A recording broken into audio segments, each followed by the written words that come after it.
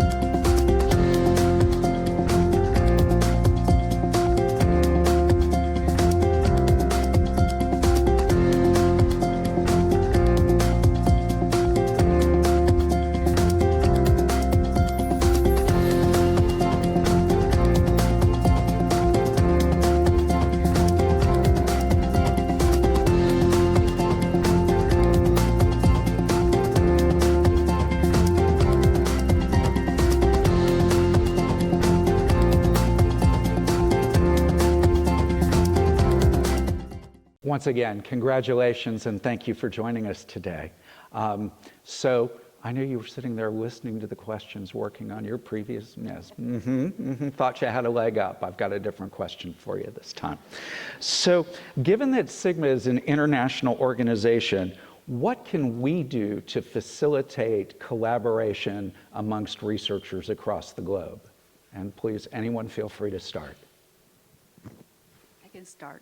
Okay, so since I'm from China, so I already have the international connection with other countries, like in China. So for me, I think most important is reach out to go to the researchers from other countries and to value their cultural background and to talk to people from different country and bring their experience to the research. That is what I've been doing. Thank you. I think another important key factor here is to get involved in your international work groups that you have out there within your area of expertise or the concept that you're interested in researching.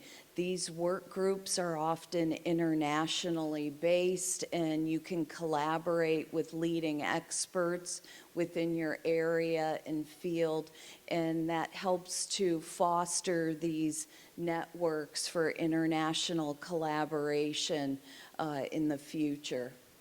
Thank you. I think Sigma is already doing such great work in leadership development as well, and continuing to build on that, perhaps around issues of shared urgency, Calvin brought many of them forward in his opening remarks. So maybe those issues of urgency that we all feel right now, there's not a loss of any of them, and building around those issues of leadership that are needed in nursing. Thank you. Anyone else want to take this one, or should I queue up another question? I see nods. Okay, time for another question then. I will ask this group, what characteristics or criteria do you look for when putting together your research team? Please. So, first of all, you need people who can do the work. So, that's the obvious answer. But, I think also looking across disciplines, because it helps us to look at research questions from different perspectives and different lenses, and that's really helpful. And I think it's critically important to include end users. So who's going to be affected by your research, and making sure that you bring them in and that they're part of the process really from the beginning, so that you don't miss some really important aspects of, and then you're ready for dissemination at the end. Thank you. To your right, please. Oh, we'll come back, I promise. Following on very much from that, to a large degree, when you're bringing a researcher into a team, you've got a CV and you've got a half-an-hour interview, and then if it's for a grant, they're part of that team. You don't really know what they're like until 6 months down the line. So I think from a researcher perspective is always look at yourself. Never, ever be looking to a member of the team to do something that you can't do.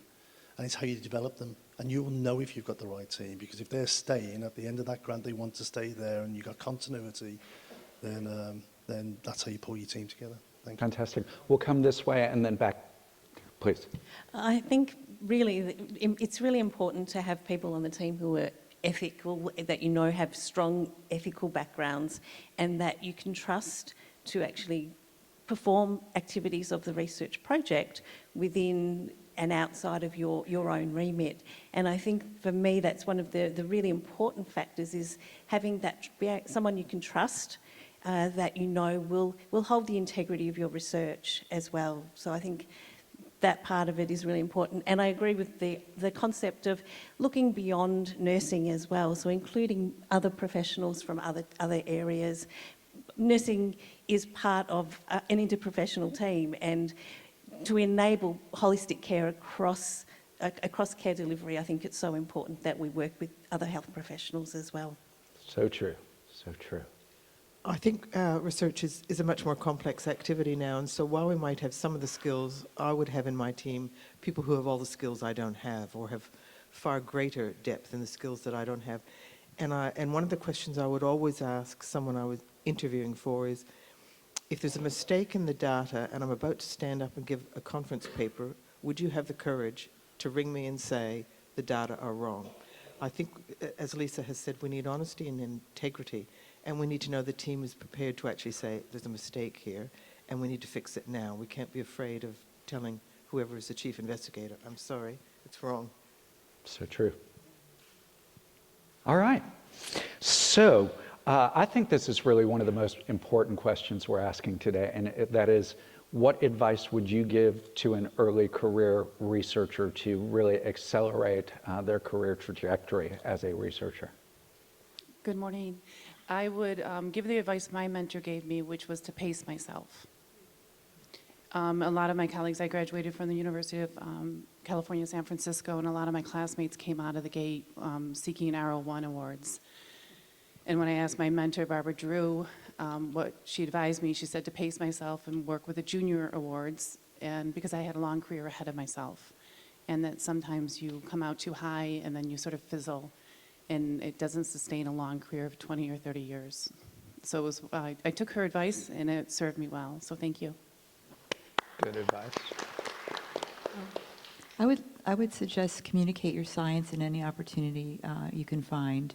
Attend conferences, however small, and just talk to others, network, and even your small chapters of the Sigma Theta Tau, just to talk with others about your ideas and get comfortable communicating your science. Thank you.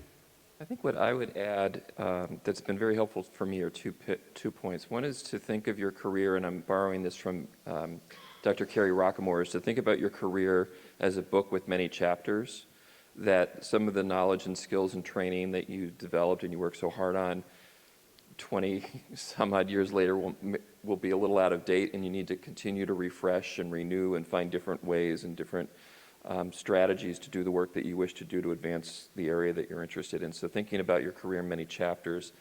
And the second is to think broadly and deeply about the mentoring and sponsorship you need. And those are two different things.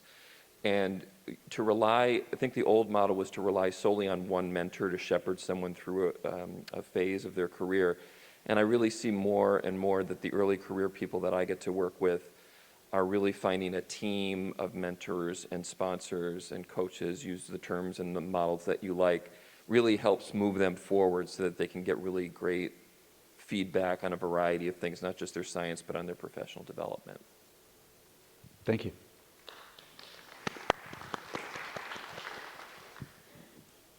The other thing I want to add is to embrace the failure, embrace the rejection. So I know for the new researcher, it's really hard to start, to find the area you can continue your work for a long time. And so believe yourself, and if you think this is the direction you can develop your own research, believe yourself, but also being flexible. You need to hear other people's opinions and adjust your research topic or research questions to further develop yourself. And Thank you. All right, I'm going to come back to the question about practice. What strategies have you used to bridge that gap and bring your research to practice? Yes, ma'am. Oh, No.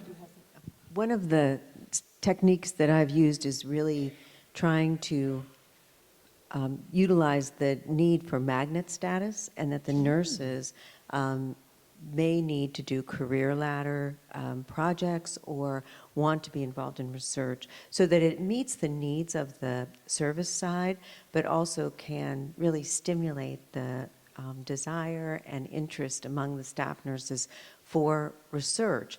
And so trying to work from where they would see a benefit.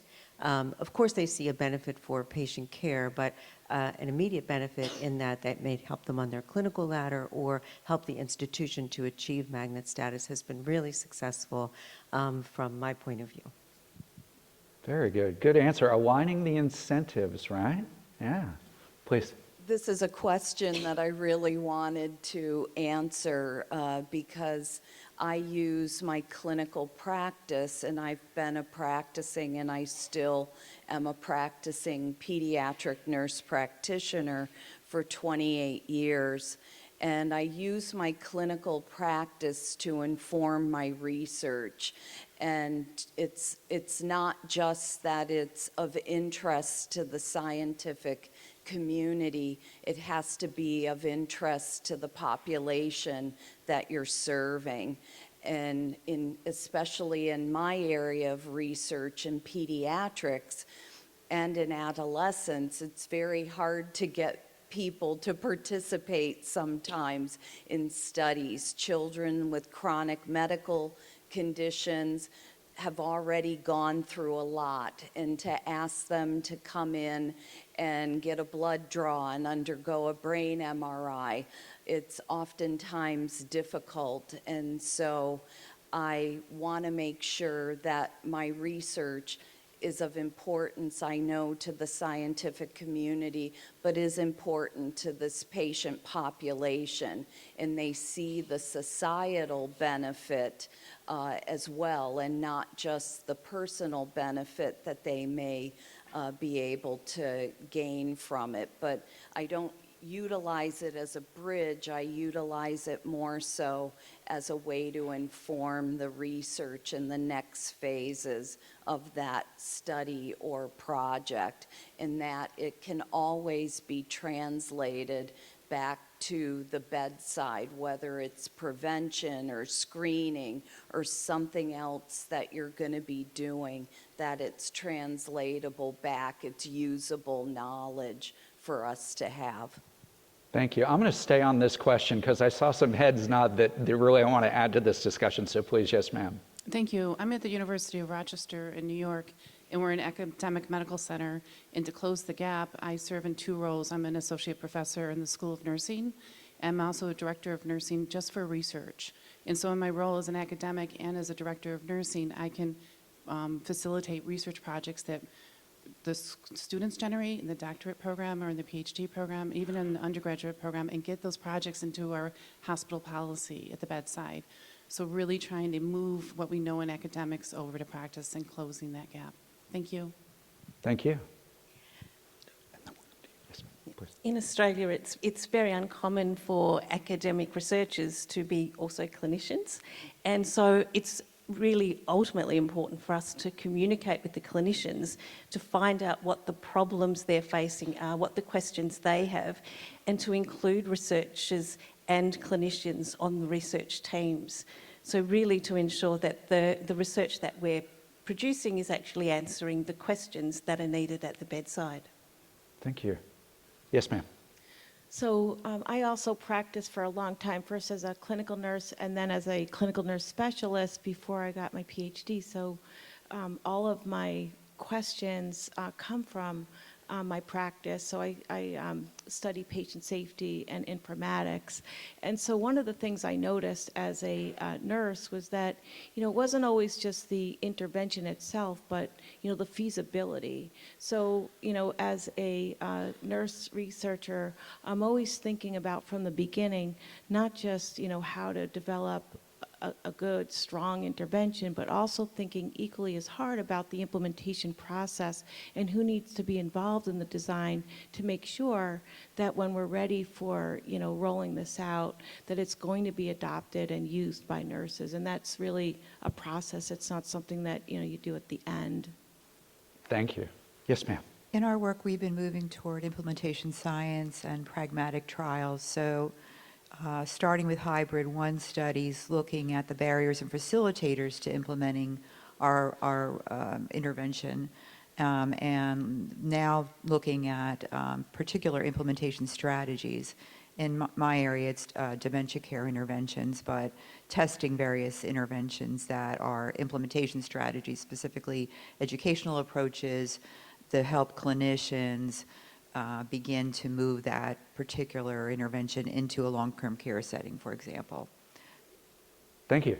Yes, sir. We'll go Super quick, I this promise. gentleman closest to me, and then. So I think one thing, particularly for the earlier investigators, is many of us, including myself, and I see several people up here, continue to practice and lead research programs. So I think we need to reinforce that and have systems and structures like Rochester and other places that do that.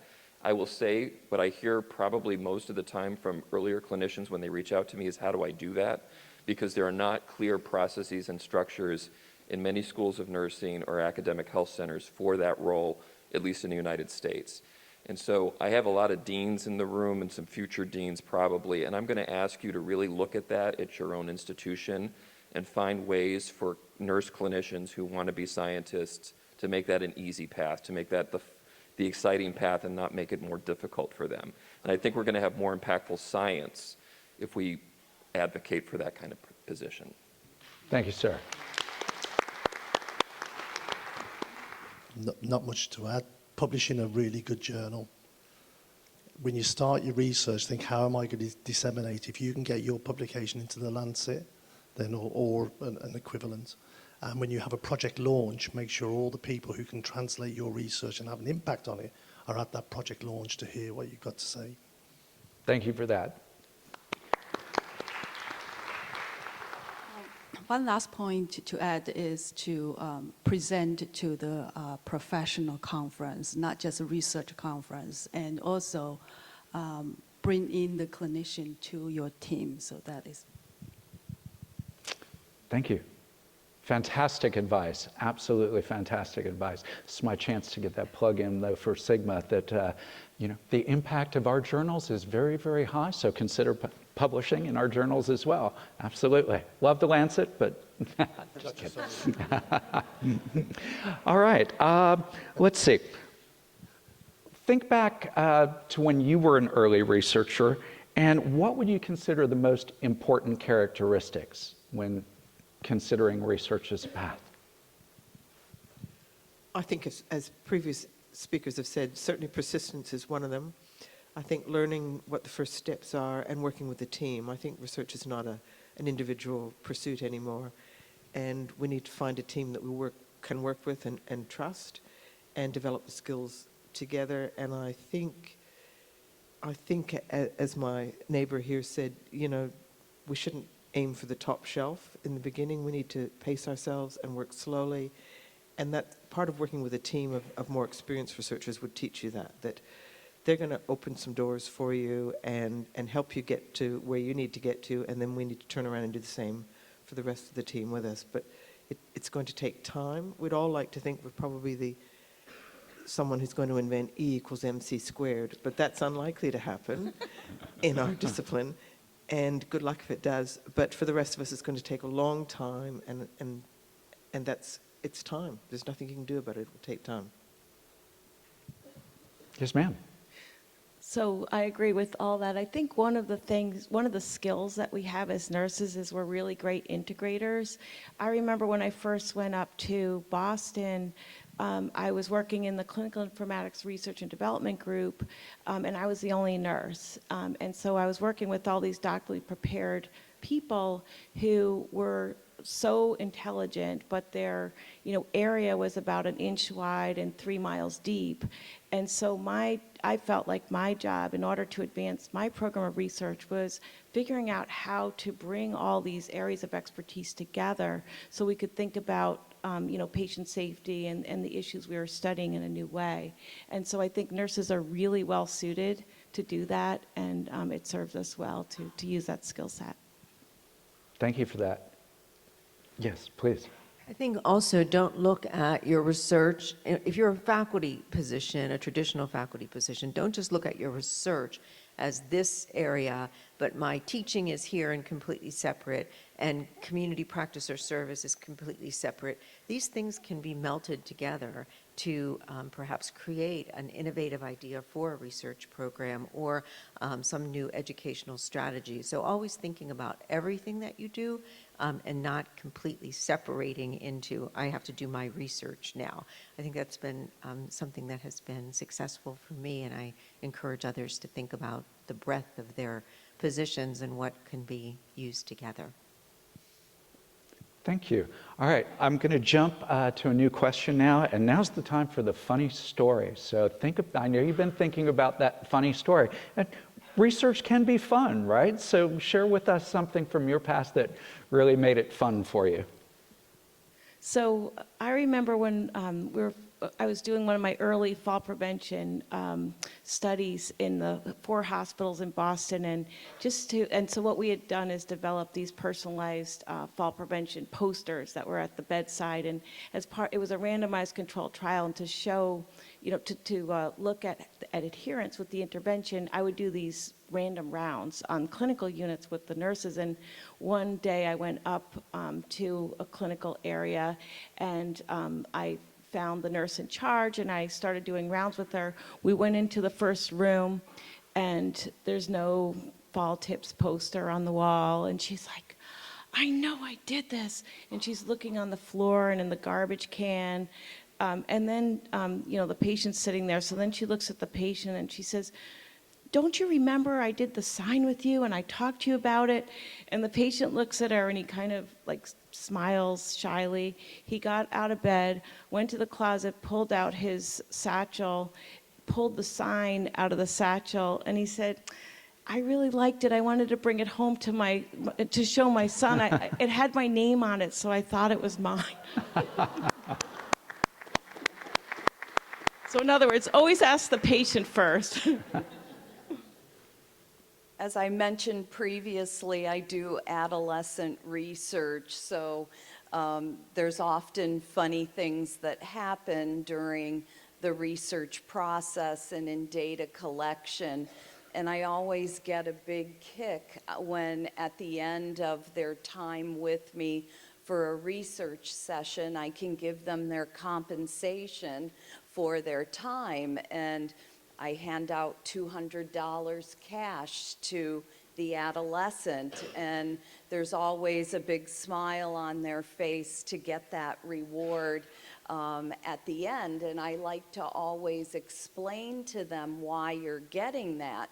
And I make the reference that it would be like if you had a job and you came in and worked and you got paid for that, or you were doing chores at home and this is an allowance for you. And this one young boy looked at his dad and said, "I want to work for her because you don't pay me at home."